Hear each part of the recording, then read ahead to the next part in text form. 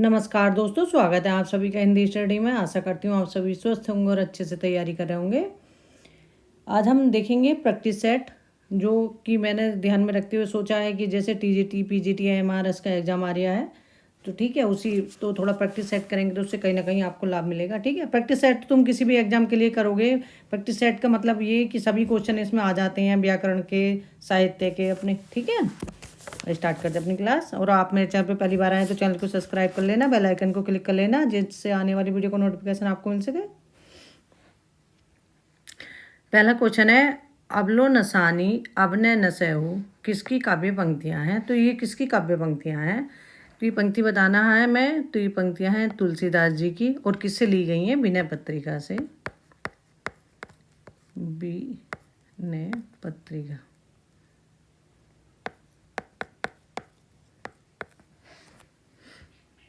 ब्रजभाषा काव्य की बृहत्त्रयी में किसे शामिल नहीं किया जाता। तो ब्रजभाषा त्रयी में मतलब इनमें से किसे शामिल नहीं किया जाता। ठीक है, किसे नहीं किया जाता, तो इसमें ऑप्शन हमारा डी सही होगा, रामचरित उपाध्याय। रामचरित उपाध्याय जो है ये द्विवेदी युग के सूक्तिकार है। द्विवेदी युग के सूक्तिकार। अगर पूछें कि द्विवेदी युग के सूक्तिकार कौन से हैं, ऑप्शन में देखें तो द्विवेदी युग के ये मुख्य रूप से जो प्रसिद्ध हैं, सूक्तिकार के रूप में प्रसिद्ध है। गीत फरोश नाम से अपना प्रथम काव्य संग्रह किसने लिखा। तो गीत फरोश नाम से अपना प्रथम काव्य संग्रह किसने लिखा। तो गीत फरोश किसकी रचना है?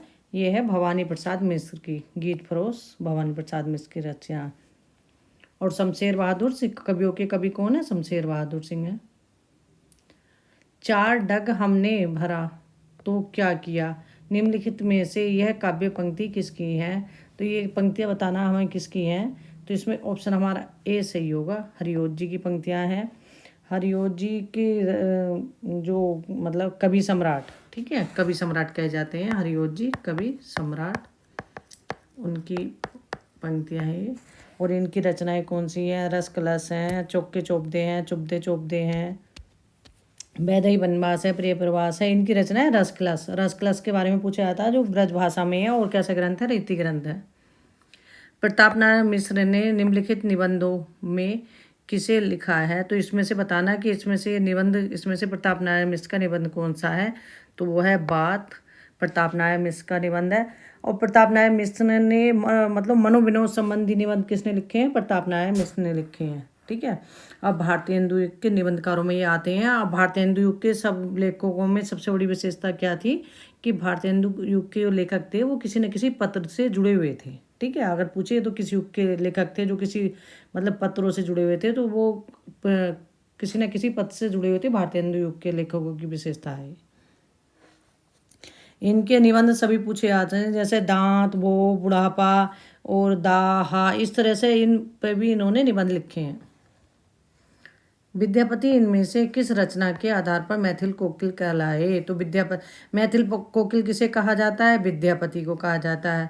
और विद्यापति किसके कारण कहलाए? पैदावली के कारण कहलाए, क्योंकि किस भाषा में है? मैथिली भाषा में है। और इनके नाम और भी पूछे जाते हैं, कवि खिलन कवि हैं, अभिनव जयदेव हैं, कवि कंठाभरण है, किसके नाम है? सब ये विद्यापति के नाम। ठीक है। मजदूरी और प्रेम शीर्षक निबंध से लेखक की एक रचना है। तो मजदूरी और प्रेम शीर्षक निबंध के मतलब लेखक की एक रचना है। तो मजदूरी और प्रेम जिन्होंने लिखा है उनकी एक रचना इनमें से है, जो चार ऑप्शन में दिए हुए हैं। तो इसमें से कौन सी है मजदूरी और प्रेम? तो ये है आचरण की सभ्यता। और ये किसके हैं? सरदार पूर्ण सिंह के, सरदार पूर्ण सिंह जी। और इन्होंने कितने निबंध लिखे थे? इन्होंने 6 निबंध लिखे थे। और 6 निबंध में इनके जो निबंध हैं, एक तो वो है मजदूरी व प्रेम, आचरण की सभ्यता, सच्ची वीरता, पवित्रता, कन्यादान, अमेरिका का मस्त कवि, वाल्ट हिटमैन। इस तरह से ये 6 निबंध हैं इनके। भाषा निबंध मति मंजुल मात नोती किस कवि द्वारा रचित श्लोक अंश है। तो इस किस कवि द्वारा लिखा हुआ श्लोक है ये? तो ये तुलसीदास जी की पंक्तियां हैं। और तुलसीदास जी की पंक्तियां रामचरित मानस से ली गई पंक्तियां हैं। ये पंक्तियां किससे हैं? रामचरित मानस से ली गई पंक्तियां हैं। इन्होंने जो क्या रामचरितमानस लिखी थी, तो उसमें लिखा था ये पंक्तियाँ शुरू में लिखी हुई हैं उसमें, जैसे कि श्वेता सुखाए तुलसी रघुनाथ गासा भाषा निबंध मति मंजुल मात नोती। इस तरह से ये पूरी पंक्तियाँ हैं। इसमें मतलब तुलसीदास जी ने एक यही कहा है कि अपनी खुशी के लिए मैं लिख रहा हूँ अपनी भाषा में, अपने उस श्वेता सुखाए के लिए, क्योंकि वो लोक जो रामचरितमानस की रचना करी उन्होंने श्वेता सुखाए और लोक मंगल की भावना के लिए की है। प्रसिद्ध समीक्षक रमेश कुंतल मेघ को उनकी किस कृति के लिए वर्ष 2017 का साहित्य अकादमी पुरस्कार दिया गया? तो जो रमेश कुंतल मेघ है उन्हें 2017 का साहित्य अकादमी पुरस्कार किस रचना के लिए दिया गया? तो वह है विश्व मिथिक सरित सागर के लिए। ऑप्शन डी सही होगा इसमें। अगला प्रश्न देखते हैं। लघु मानव की धारणा किसकी प्रवृत्तिगत विशेषता है? तो लघु मानव की धारणा किसकी प्रवृत्तिगत विशेषता है? तो इसमें है नई कविता की। ठीक है, नई कविता में विजय देव नारायण साय ने मतलब लघु मानव की एक धारणा, मैं भूल रही हूँ, विजय मतलब लघु मानव की प्रतिष्ठा की थी। ठीक है, इस तरह से उन्होंने इनकी एक रचना है, विजय देव नारायण साय की रचना भी है लघु मानव के बहाने, कुछ ऐसी है मैं। ठीक है, तो उसमें मतलब इन्होंने विजय देव नारायण साय ने इसमें धारणा दी थी। और वैसे अगर जैसे ऑप्शन में ये दे रखा किस में है, तो ये नई कविता में है। प्रगतिवाद की विशेषता क्या है? मार्क्सवाद से प्रभावित है, इसलिए प्रगतिवाद में है मतलब पूंजीपति और शोषित और शोषक वर्ग का। छायावाद में क्या है? लाक्षणिक पदावली है, रहस्यवाद है। मैं साहित्य को मनुष्य की दृष्टि से देखने का पक्षपाती हूँ, यह कथन किसका है? मैं साहित्य को मनुष्य की दृष्टि से देखने का पक्षपाती हूँ, यह कथन किसका है? तो ये कथन है हजारी प्रसाद द्विवेदी जी का कथन है। और हजारी प्रसाद द्विवेदी जी ने एक निबंध लिखा था, मनुष्य की सर्वोत्तम कृति साहित्य। ठीक है, उससे ये पंक्तियाँ ली गई हैं। समानांतर कहानी के प्रवर्तक हैं, तो समानांतर कहानी के प्रवर्तक कौन है? तो इसमें ऑप्शन हमारा कौन सा सही होगा? सी होगा, कमलेश्वर। समानांतर कहानी के प्रवर्तक कौन है? कमलेश्वर है। जायसी नामक समीक्षा कृति के लेखक हैं, तो जायसी नामक समीक्षा कृति के लेखक कौन है? तो ये है विजय देव नारायण साय की रचना है जायसी। हिंदी भाषा की मासिक पत्रिका बागार्त कहाँ से प्रकाशित होती है? तो बागार्त पत्रिका कहाँ से प्रकाशित होती है? तो ये कलकत्ता से प्रकाशित होती है। और इसके संपादक प्रभाकर पूछे गए हैं, प्रभाकर श्रोत्रिय। प्रभाकर श्रोत्रिय, श्रोत्रिय। ठीक है, ये इसके संपादक हैं। और ये कैसी पत्रिका थी? ये मतलब मासिक पत्रिका थी और साहित्य संस्कृति की मासिक पत्रिका थी ये। द्वैतवाद किस आचार्य द्वारा प्रवर्तित संप्रदाय है? तो द्वैतवाद किस आचार्य द्वारा प्रवर्तित संप्रदाय है? तो ये द्वैतवाद है माधवाचार्य। और इसे द्वैतवाद की जगह ब्रह्म संप्रदाय भी दे देते हैं, ब्रह्म संप्रदाय। ठीक है, तो द्वैतवाद माधवाचार्य ब्रह्म संप्रदाय। विशिष्ट द्वैतवाद रामानुचार्य श्री संप्रदाय। और निम्बार्काचार्य हैं सनकादि संप्रदाय निम्बार्काचार्य। विष्णु स्वामी हैं विशिष्ट द्वैतवाद रुद्र संप्रदाय। विष्णु स्वामी रुद्र संप्रदाय। पंच पांडव चरितरास के रचयिता हैं, तो पंच पांडव चरितरास के रचयिता कौन है? तो इसमें ऑप्शन ए सही होगा, शालिभद्र सूरी। पंच पांडव चरित्र रचना है इनकी। और एक इनकी रचना है भावतेश्वरी बाहुबली रास। ठीक है, तो भावतेश्वर बाहुबली रास वो भी पूछी जाती है, और ये पंच पांडव चरित्र दोनों रचनाएं इनकी पूछी जाती हैं। आशुकुंग कवि की रचना है चंदन वाला रास है। दलपति विजय की रचना है खुमार रासो है। नरपति नाल की रचना है बीसल देव रासो। वीरता जब भागती है तो अपने पीछे राजनीति के छल छिद्र की धूल उड़ाती है, उपर्युक्त कथन प्रसाद के किस नाटक से है? तो ये पंक्तियां बतानी कि जयशंकर प्रसाद जी के किस नाटक से हैं? तो ये ध्रुव सामने की पंक्तियां हैं जयशंकर प्रसाद जी के। इनमें से कौन सा कवि नकेनवाद से जुड़ा है? तो इनमें से कौन सा कवि नकेनवाद से जुड़ा है? नकेनवाद में कितने कवि थे? 3 कवि थे। कितने कवि थे? 3 कवि थे। एक नलिन बिलोचन, नलीन, क्योंकि इनके नाम दे देते हैं, नलीन, विलोचन, और एक केसरी, केसरी, और एक नरेश थे। ठीक है, नरेश। अब इसमें ऑप्शन में नरेश मेहता दे रखे हैं, ये नरेश मेहता दूसरे हैं, तार सप्तक के कवि हैं, और इसमें जो थे वो नरेश थे, खाली उनका नाम था नरेश कुमार। ठीक है, तो इस तरह से 3 कवियों के पहले नाम का अक्षर लेकर बना नकेनवाद।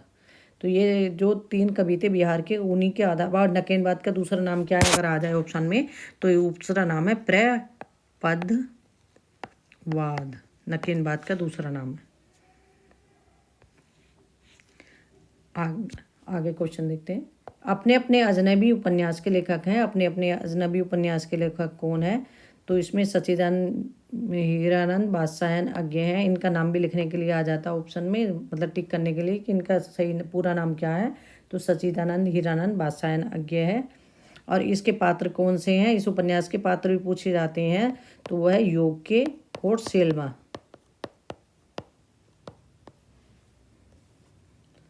वह हृदय नहीं है, पत्थर है जिसमें स्वदेश का प्यार नहीं है। प्रसिद्ध काव्य पंक्ति निम्नलिखित में से किस कवि द्वारा रचित हैं?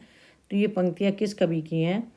तो इसमें मैथिली शरण गुप्त की पंक्तियाँ हैं और भारत भारती से ली गई पंक्तियाँ हैं। इनमें से कौन सा कवि सत्सईकार है? तो इसमें से कौन सा कवि सत्सईकार है? तो इसमें ऑप्शन हमारा डी सही होगा। वियोगी हरि सत्सईकार हैं और इनकी वीर सतसई लिखी थी इन्होंने, वियोगी हरि ने वीर सतसई। ठीक है, और इस पर इन्हें क्या मंगला प्रसाद पारितोषिक पुरस्कार भी मिला था। इनमें से किस कवि को एक भारतीय आत्मा उपनाम से जाना जाता है? तो भारतीय आत्मा उपनाम से किसे जाना जाता है? माखनलाल चतुर्वेदी को जाना जाता है। और राष्ट्रीय कवि मैथिली शरण गुप्त हैं। और खड़ी बोली के प्रथम स्वच्छंदतावादी कवि श्रीधर पाठक हैं। तीसरी सत्ता उपन्यास के लेखक का नाम है। तो तीसरी सत्ता उपन्यास के लेखक के कौन है? गिरिराज किशोर हैं। तो इसमें ऑप्शन हमारा ए सही होगा। गिरिराज किशोर के 1-2 उपन्यास और भी हैं जो अभी तक पूछे गए हैं, जैसे जुगलबंदी है, ढाई घर हैं। ठीक है, तो ये और तीसरी सत्ता ये पूछे गए हैं। तीसरी सत्ता तो इसमें ऑप्शन में है ही।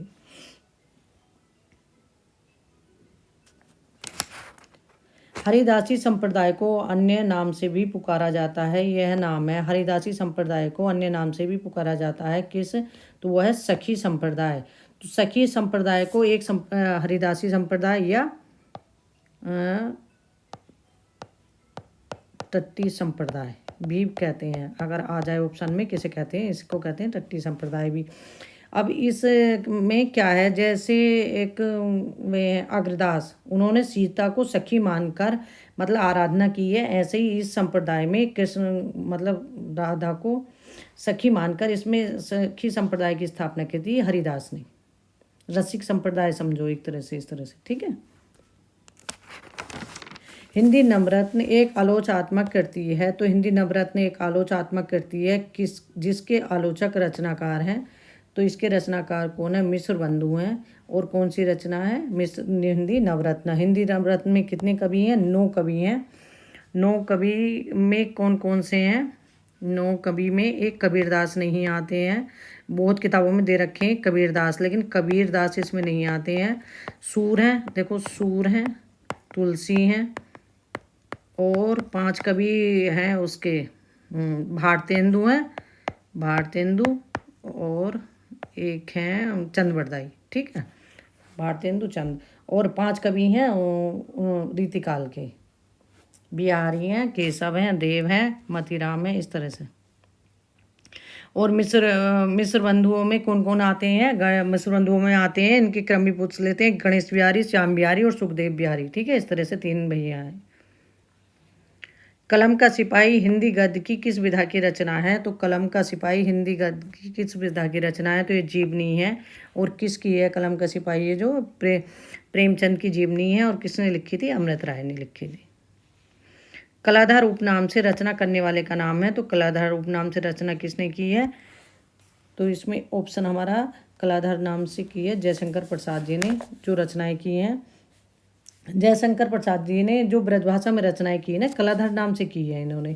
ठीक है, और इनका एक जो कलाधर नाम से की है वो है चित्राधार, ठीक है, जिसमें इन्होंने ब्रजभाषा की रचनाएं संकलित हैं। इनका प्रेम पथिकता जो पहले ब्रजभाषा में थी, बाद में इन्होंने खड़ी बोली में किया। धर्म की रसात्मक अनुभूति का नाम भक्ति है, तो धर्म की रसात्मक अनुभूति का नाम भक्ति है। तो ये पंक्तियाँ किससे ली गई हैं? रामचंद्र शुक्ल के निबंध के मतलब किससे ली गई हैं? तो वह मानस की धर्मभूमि से ली गई हैं। निबंध सम्राट अगर आ जाए तो किसे कहते हैं? रामचंद्र शुक्ल को कहते हैं निबंध सम्राट। जैसे उपन्यास सम्राट किसे कहते हैं? मुंशी प्रेमचंद को। भविष्यत कहा किसकी रचना है? तो भविष्यत कहा किसकी रचना है? तो ये धनपाल की रचना है भविष्यत कहा। भारत दूरदशा के रचनाकार हैं। भारत दूरदशा के रचनाकार कौन है? भारतेंदु है। और भारत दूरदशा कितने मतलब कुल अंक है इसमें? 6 अंक है भारत दूरदशा में। और भारत दूरदशा कैसा नाटक है? नाट्य रासक है। रीतिवद कवि को देव हैं, तो रीतिवद कवि देव कैसे कवि हैं इसमें हमें बताना ऑप्शन में। तो ये हैं रसवादी कवि जो देव हैं। देव की पंक्तियाँ पूछी जाती हैं जो, क्योंकि अगर मतलब रसवादी कवि है, श्रृंगार रस को इन्होंने मूल रस भी माना है। इनकी एक पंक्तियाँ हैं जैसे भूली कहत नवरस सुकवि सकल मूल श्रृंगार, ठीक है। एक ये पंक्ति पूछी जाती है। एक इनकी पंक्ति पूछी जाती है अभिधा उत्तम काव्य मध्य लक्षणाहीन अधम व्यंजना रस विरस उल्टी कहत नवीन। तो ये भी किनकी पंक्तियाँ हैं? देव की हैं। और छल नामक संचारी भाव किसने दिया है? 34वां, वो भी देव कवि ने दिया है। गीत गोविंद के रचयिता हैं, तो गीत गोविंद के रचयिता कौन है? जयदेव हैं। इनमें से एक कवि अष्टछाप में नहीं है, तो इनमें से एक कवि हैं जो अष्टछाप में नहीं है, वो कौन से नहीं है? तो ऑप्शन इसमें हमारा कौन सा सही होगा? डी सही होगा। अष्टछाप में कितने कवि हैं? 8 कवि हैं। अष्टछाप की स्थापना किसने की? विट्ठलनाथ ने की है। विट्ठलनाथ ने। और कब की है? 1565 ईस्वी में की है। और 4 वल्लभाचार्य जी के शिष्य थे और 4 विट्ठलनाथ जी के। सूर, कुम्मन, परमानंद, कृष्ण, छीत, गोविंद, चतुर्भुज, नंद, इस तरह से 8 कवि थे इसमें। बीसलदेव रासो के रचयिता हैं। बीसलदेव रासो किसकी रचना है? तो ये नरपति नाल की रचना है बीसलदेव रासो जो है। और कैसी रचना है? ये एक गे काव्य है। अगर पूछे कैसा काव्य है? गे काव्य है, ठीक है। और इसमें बीसलदेव और राजमती का वर्णन है इसमें जो, और बीसलदेव राजमती से बिछड़कर चले जाते हैं उड़ीसा, जो 1 वर्ष तक रहते हैं वहाँ, उसका वर्णन इसमें दिया गया। और एक श्रृंगारिक काव्य भी है। बीसलदेव रासो एक कैसा काव्य है? श्रृंगारिक काव्य है। कीर्ति पताका के रचनाकार हैं। कीर्ति पताका किसकी रचना है? कीर्तिलता, कीर्ति पताका सब किसकी रचनाएं हैं? ये विद्यापति की रचनाएं हैं। तो इसमें ऑप्शन हमारा ए सही होगा। और कीर्ति पताका जो है, इनकी अभी तक ऐसी पुस्तक है जो कि प्रकाशित नहीं हुई, कीर्ति पताका, ठीक है। कीर्तिलता और कीर्ति पताका ऑप्शन में दोनों दें तो ध्यान रखना, कीर्ति पताका अभी तक प्रकाशित नहीं हुई है। और इसमें किसका वर्णन है? शिव सिंह का वर्णन है कीर्ति पताका में, शिव सिंह का।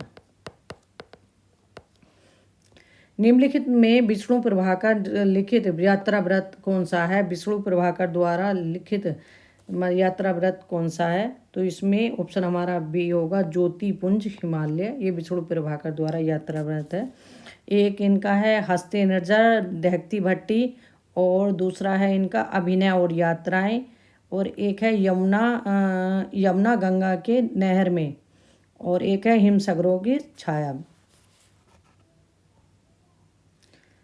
अगला क्वेश्चन देखते हैं। जयशंकर प्रसाद के किस नाटक में कार्नेलिया विदेशी पात्र है? तो जयशंकर प्रसाद के किस नाटक में कार्नेलिया विदेशी पात्र है? तो इसमें ऑप्शन बी सही होगा, चंद्रगुप्त में। निम्नलिखित ग्रंथों में से कौन सा ग्रंथ रीति ग्रंथ नहीं है? इसमें से कौन सा ग्रंथ है जो रीति ग्रंथ नहीं है? अब इसमें से देखो कितने कन्फ्यूजन भरे ऑप्शन है दोनों, हिम तरंगड़ी और हित तरंगड़ी। तो हिम तरंगड़ी जो है इसमें ऑप्शन सही होगा, क्योंकि ये रीति ग्रंथ नहीं है। हिम तरंगड़ी ये है माखनलाल चतुर्वेदी की रचना, माखनलाल चतुर्वेदी जी की रचना है। हिम तरंगड़ी किसकी है? कृपाराम जी की है। और रस रहस्य कुलपति मिश्र की रचना है। जगत विनोद पद्माकर की रचना है, जो रीति काल के कवि। प्रवासी के गीत के रचनाकार हैं। प्रवासी के गीत के रचनाकार कौन है? तो वो है नरेंद्र शर्मा है। सूची फर्स्ट को सूची सेकंड से सुमिलित करना आगे हमें। तो एक तरफ कविता है, एक तरफ रचनाकार हैं कविता के। तो जूही की कली निराला की रचना है। नौका विहार सुमित्रानंदन पंत की रचना है। नदी के दीप अज्ञे की रचना है। पुष्प की अभिलाषा माखनलाल चतुर्वेदी की रचना है। तो इसमें ऑप्शन हमारा कौन सा सही होगा? तो इसमें ऑप्शन हमारा ए सही होगा। ठीक है। अर्धनारीश्वर निबंध संग्रह के रचनाकार हैं। तो अर्धनारीश्वर निबंध संग्रह के रचनाकार कौन है? रामधारी सिंह दिनकर हैं। और अर्धनारीश्वर उपन्यास किसका है? ये है विष्णु प्रभाकर का। विष्णु प्रभाकर का। अगर पूछे अर्धनारीश्वर उपन्यास किसका है तो विष्णु प्रभाकर का है।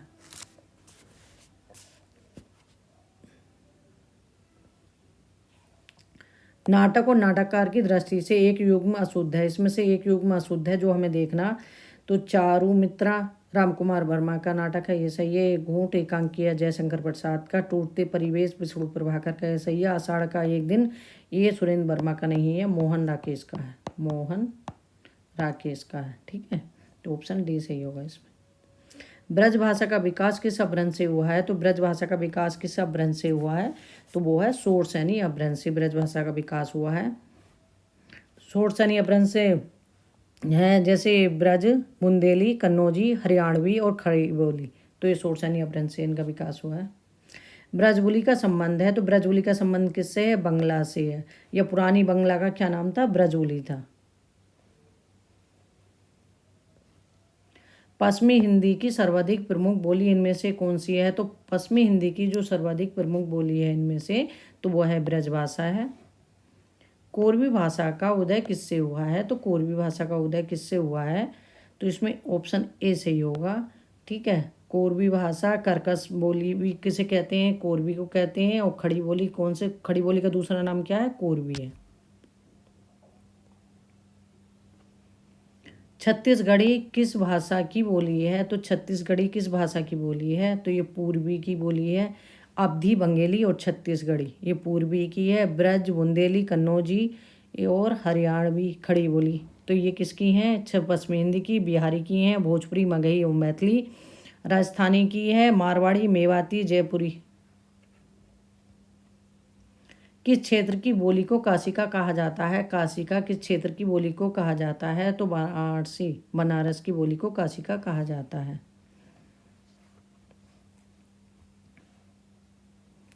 अंगिका किस राज्य की बोली है? तो अंगिका किस राज्य की बोली है?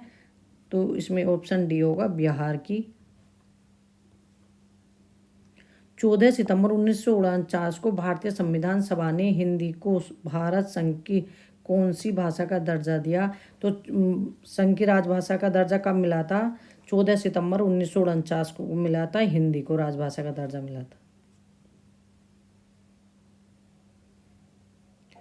भारत में हिंदी को संविधान की किस धारा के अंतर्गत राजभाषा घोषित किया गया है? तो भारत में हिंदी को संविधान की किस धारा के अंतर्गत राजभाषा घोषित किया गया है? तो अनुच्छेद 343 ए। इसमें देखो कन्फ्यूजन के लिए ए और बी में दोनों ऑप्शन में क्या दे रखा? 343 ए और मतलब रोमन अंकों का अंतर है। ठीक है। इस चीज़ का भी ध्यान रखना कि अनुच्छेद 1 में है। देवनागरी लिपि का सर्वप्रथम उल्लेख प्रयोग किस राज्य में हुआ माना जाता है? तो देवनागरी लिपि का सर्वप्रथम प्रयोग किस राज्य में हुआ माना जाता है? तो वो है गुजरात राज्य में। राम ध्यान मंजरी के रचयिता हैं। तो राम ध्यान मंजरी के रचयिता कौन से हैं? तो या तो राम ध्यान मंजरी या ध्यान मंजरी, दोनों में से कुछ भी आ जाए। ठीक है। ऑप्शन में किसने लिखी? अग्रदास की रचना है। और सीता को सखी मानकर अग्रली नाम से किसने रचना की थी? तो वो अग्रदास ने की थी। ठीक है। रसिक संप्रदाय की स्थापना की थी उन्होंने। निम्नलिखित में से कौन सा खंड काव्य रामनरेश त्रिपाठी का नहीं है? तो इसमें से रामनरेश त्रिपाठी का खंड काव्य कौन सा नहीं है? तो ऑप्शन डी, नहुस। नहुस मैथिली शरण गुप्त की रचना है। और नहुस किसकी रचना है? एक तो मैथिली शरण गुप्त की रचना है और एक नहुस है गोपाल चंद गिरधर दास का नाटक, जो हिंदी का पहला नाटक भी माना गया है। मिलन, पथिक, स्वप्न, मानसी और कविता कौमुदी रामनाथ त्रिपाठी जी की रचना है। बालकृष्ण भट्ट द्वारा रचित उपन्यास है, तो बालकृष्ण भट्ट द्वारा रचित उपन्यास कौन सा है? 100 अजान एक सुजान उपन्यास है इनका। और कलिराज की सभा, रेल का विकट खेल, इनकी रचनाएं सब पूछी जाती हैं। और हिंदी प्रदीप पत्र के संपादक कौन थे? तो वो बालकृष्ण भट्ट थे। अपनी खबर किस लेखक की आत्मकथा है? तो अपनी खबर किस लेखक की आत्मकथा है? तो वो है पांडे बेचन शर्मा उगर की आत्मकथा है। दिए गए विकल्पों में से कौन सा अतुल का समानार्थी शब्द नहीं है? तो अतुल का समानार्थी शब्द कौन सा नहीं है? तो ऑप्शन में इसमें हमें देखना कौन सा नहीं है। तो इसमें ऑप्शन बी अनल, अनल आग का पर्याय है। ठीक है, अनोखा, अनुपम, अपूर्व, ये अतुल के पर्याय है। निम्न में कौन सा शब्द अनेकार्थी है? तो अनेकार्थी शब्द कौन सा है? तो इसमें ऑप्शन सी होगा अंबर। अंबर में वस्त्र भी है, वस्त्र, आकाश, अंबर के पर्याय हैं वस्त्र, आकाश और मेघ। ठीक है, ये अनेकार्थी शब्द है। कूलन में, केली के, कछारन में, कुंजन में, क्यारिन में, कलित कलिन किलकंत है। इस काव्य पंक्ति में कौन सा अलंकार है? तो इस काव्य पंक्ति में कौन सा अलंकार है? तो इसमें का बाण की आवृत्ति हुई है, तो इसमें कौन सा अलंकार होगा? अनुप्रास अलंकार होगा। मुदित मनोहर मानस देखा पंक्ति में कौन सा अलंकार है? अनुप्रास अलंकार है। माँ की बाण की आवृत्ति हुई है। निम्नलिखित में से शुद्ध वर्तनी कौन सी है? तो शुद्ध वर्तनी कौन सी है इसमें से बताना है। तो इसमें ऑप्शन हमारा ए सही होगा, अनाधिकार। इसमें ज़्यादातर अनाधिकार, अधिकार ये गड़बड़ थोड़ा कर देते हैं। तो छोटे छोटे वर्ड हैं, लेकिन शुद्ध वर्तनी शुद्धि के लिए भी क्वेश्चन आते हैं एग्जाम में, इसलिए इन्हें अच्छे से देख लेना। ठीक है। कली कुटिल जीव निस्तार हित वाल्मीकि तुलसी भयो कथन किसका है? तो ये कथन तुलसीदास जी के बारे में किसने कहा है? नावादास जी ने कहा है। और नावादास जी ने तुलसीदास जी को क्या कहा है? भक्ति काल का सुमेरु भी कहा है। इनकी पंक्तियाँ पूछी जा रही हैं नावादास की, जो इन्होंने एक मीराबाई के बारे में भी कही है, निरंकुश अति निडर रसिक जस रसना गायो। ठीक है, तो ये मीराबाई के लिए कही है इन्होंने पंक्ति। अगर विलोम शब्द जैसे पढ़ते हो ना, तो उसका एक चीज़ का ध्यान करना है, विलोम शब्द एक साथ में करना याद, जोड़े मिला के।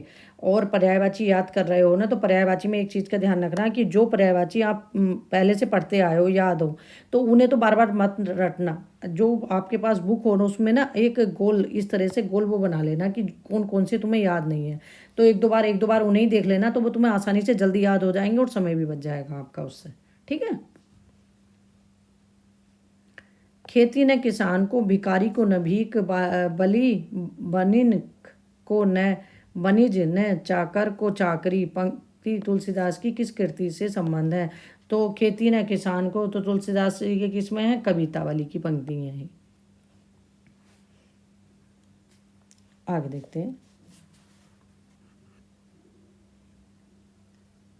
जहांगीर जस चंद्रिका रचना किसकी है? तो जहांगीर जस चंद्रिका रचना किसकी है? केशव दास की रचना है जहांगीर जस चंद्रिका जो है। और केशव दास का उपनाम क्या था? वेदांती मिश्र था। केशव दास की सभी रचनाएं, और रामचंद्र शुक्ल ने केशव दास को भक्ति काल में रखा है। ठीक है, इनकी रचनाएं रसिक प्रिया, कवि प्रिया, रामचंद्रिका और विज्ञान गीता, छंदमाला। अगला प्रश्न देखते हैं। निम्न में वर्तनी की दृष्टि से अशुद्ध शब्द है। वर्तनी की दृष्टि से अशुद्ध शब्द कौन सा है? तो ऑप्शन डी है, ये लिखा जाएगा प्रामाणिक। ठीक है, इस तरह से लिखा जाएगा, प्रा बनेगा इसमें। प्रादेशिक, माधुर्य और व्याप्ति, ये तीनों ऑप्शन सही हैं। संज्ञा का भेद नहीं है, इसमें से संज्ञा का भेद कौन सा नहीं है? तो इसमें ऑप्शन हमारा कौन सा सही होगा? निजवाचक संज्ञा का भेद नहीं है। संज्ञा के कितने भेद होते हैं? 5 होते हैं। कौन कौन से? व्यक्तिवाचक, जातिवाचक, भाववाचक, समूहवाचक और द्रव्यवाचक, ये संज्ञा के भेद हैं। निम्नलिखित में से कौन सा अव्ययीभाव समास नहीं है? इसमें से अव्ययीभाव समास कौन सा नहीं है? तो इसमें ऑप्शन हमारा डी होगा। इसमें कौन सा समास है? द्वंद्व समास है। ठीक है, द्वंद्व समास का शुद्धि में भी आता है लिखने के लिए। ये द्वंद्व जैसे लिख रहे हैं ना कि शुद्ध करने के लिए भी दे देते हैं द्वंद्व कैसे लिखा जाता है, ठीक है। इसमें से कौन सा शुद्ध है अशुद्ध है, इस तरह से।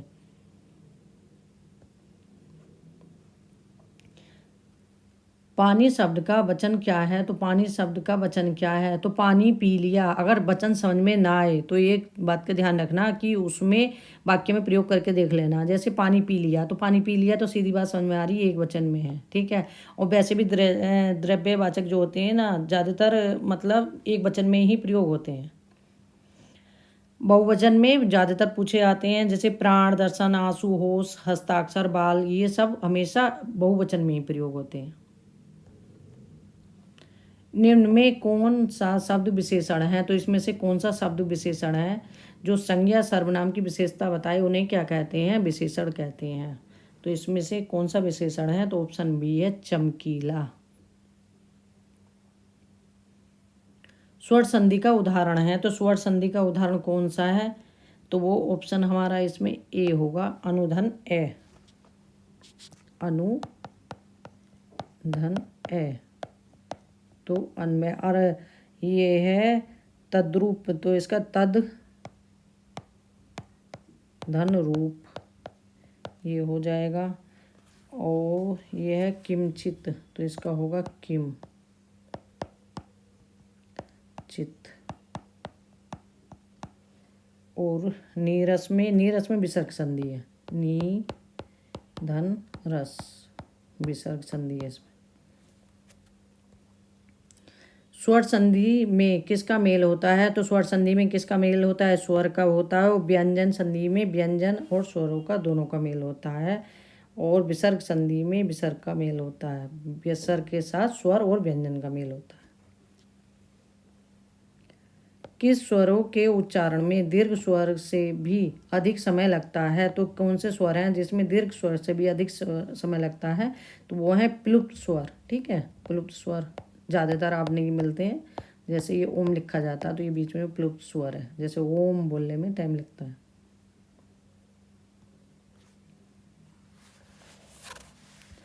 हिंदी स्वरों का वर्गीकरण जब जीभ के आधार भाग के आधार पर किया जाता है, तो निम्नलिखित में कौन सा भेद इसके अंतर्गत नहीं आएगा, तो कौन सा भेद है जो इसके अंतर्गत नहीं आएगा जीभ के आधार पर करने पर, तो इसमें ऑप्शन हमारा कौन सा सही होगा, विव्रत स्वर, तो ऑप्शन डी सही होगा। अग्रस्वर, पस्वर, मस्वर, मध्य स्वर, ठीक है। तो ये जीभ के आधार पर भाग किए गए हैं। मध्य स्वर कौन सा होता है, आ होता है। और विव्रत में आता है आ आता है। और कहीं कहीं बड़ा मतलब सभी स्वर भी दे देते हैं, ठीक है। और अग्रस्वर में आता है ई ई ए ए। और पश्च स्वर में आ उल्लू पीछे पीछे, आ ओ औ ऊ, ठीक है, इस तरह से। हिंदी में कारक के विभक्तियों सहित कितने भेद माने जाते हैं, तो हिंदी में कारक के विभक्तियों सहित कितने भेद माने जाते हैं, 8 भेद माने जाते हैं। कर्ता ने कर्म को करण से संप्रदान के लिए अपादान से अलग, अपादान हमेशा अलग होने के उसमें आता है, या तुलना के रूप में अपादान का प्रयोग होता है। संबंध का के अधिकरण में पर संबोधन है अरे, इस तरह से क्रम से याद कर लेना है। अपहरण में उपसर्ग है, तो अपहरण में उपसर्ग कौन सा है, डी है। उपसर्ग का मैंने जो मतलब पहचान देखी है उपसर्ग की, अपने आप पढ़ा है समझा है, तो वो ये होता है कि उपसर्ग और प्रत्यय में जो लगा हुआ होता है उसमें एक मतलब ऐसा शब्द बच जाना चाहिए जिसका एक अर्थ निकले, ठीक है। इस तरह से अगर उपसर्ग देख रहे हो तब आप उस चीज़ का ध्यान रखोगे, और प्रत्यय लगा देख रहे हो तब आप उस चीज़ का ध्यान रखोगे कि एक वर्ड सटीक से निकले जिसका कुछ अर्थ हो। अनु उपसर्ग से बना शब्द है, तो अनु उपसर्ग से बना शब्द कौन सा है, तो इसमें उपसर्ग ए सही होगा, अनुचर। अब हम इसमें भी तो कह सकते हैं, तो अनु उपसर्ग तो इसमें भी है, तो इसमें अनु है, पमा है, पमा का कोई थोड़ी है, तो फिर ये किस अक्षर से बनकर मिला है, अनुपमा से बनकर मिला है, अनुपमा है। अर्थ के आधार पर वाक्यों के भेद बताइए, तो अर्थ के आधार पर वाक्य के भेद कितने होते हैं, तो इसमें 8 होते हैं। 8 के आधार पर जैसे विधिवाचक और निषेधवाचक, प्रश्नवाचक, आज्ञावाचक, विस्मयबोधक, संदेहवाचक, इच्छावाचक, संकेतवाचक। अग्रज का सही विलोम हुआ है, तो अग्रज का सही विलोम क्या है इसमें से? तो अग्रज का सही विलोम होगा अनुज। हिंदी में कुल कितने सर्वनाम हैं? तो हिंदी में कुल कितने सर्वनाम हैं, इसमें कुल पूछे हैं, तो कुल 11 सर्वनाम है। प्रयोग के आधार पर सर्वनामों की संख्या है, प्रयोग के आधार पर कितनी है? 6। अनुरूप में कौन सा समास है? तो अनुरूप में कौन सा समास है? अनुरूप में अव्ययीभाव समास है। अव्ययीभाव में पहला पद प्रधान होता है, क्योंकि उसमें तुम परिवर्तन कुछ नहीं कर सकते। अनुरूप में, अनुरूप में क्या परिवर्तन करोगे? रूप में तो परिवर्तन कर सकते हो, तो अनुरूप में कोई परिवर्तन, तो इसका पहला पद अव्यय होता है, जिसमें तुम कुछ परिवर्तन नहीं कर सकते। कर्म के आधार पर क्रिया के कितने भेद होते हैं? तो कर्म के आधार पर क्रिया के कितने भेद होते हैं? 2, सकर्मक और अकर्मक क्रिया। विभावा भावा व्यवचारी संयोगाद्रा निष्पत्ति। तो विभावा, अनुभावा, व्यवचारी, संयोगाद्रा निष्पत्ति को प्रतिपादित किया है। तो ये सूत्र किसने दिया? ये भरत मुनि का दिया हुआ सूत्र है। और इसमें किसको स्थान नहीं दिया जो भरत मुनि ने दिया है? तो इसमें शांत रस नहीं दिया है इन्होंने, और रस 8 माने हैं, और स्थायी भाव को स्थान नहीं दिया है। किसको स्थान नहीं दिया? स्थायी भाव को।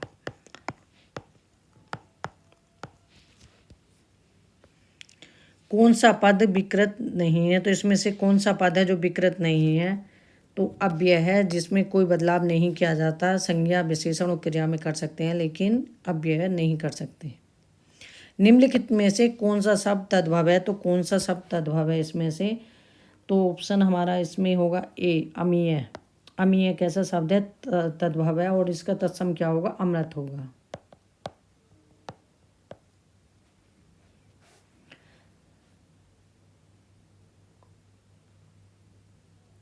आगे देखते हैं। संस्कृत भाषा में हिंदी में बिना परिवर्तन के प्रयुक्त होने वाले, मतलब संस्कृत भाषा से हैं जो हिंदी में बिना परिवर्तन के प्रयुक्त हो रहे हैं, ऐसे शब्द क्या कहलाते हैं?